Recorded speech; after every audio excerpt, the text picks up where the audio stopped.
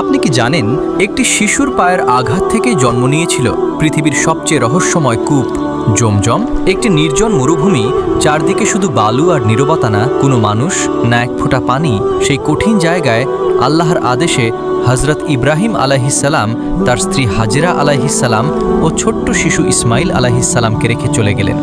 হাজেরা আলাইহিসসালাম জিজ্ঞেস করলেন, এটা কি আল্লাহর নির্দেশ? ইব্রাহিম আলাইহিসসালাম মাথা নাড়লেন।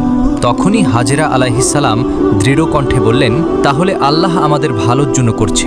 কিছুদিন পর পানি শেষ, তৃষ্ণায় কাঁদতে লাগলো ছোট্ট ইসমাইল আলাইহিসসালাম।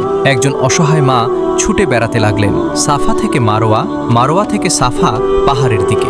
এইভাবে 7 বার গেল, কিন্তু কোথাও পানি নেই। প্রতিবারই ফিরে এসে দেখতেন তার সন্তান আরও দুর্বল হয়ে পড়ছে। হঠাৎ শিশুটি পা নাড়াতে নাড়াতে মাটিতে আঘাত করল, আর সেই মুহূর্তেই মাটি ফেটে বের হতে লাগলো স্বচ্ছ পানি।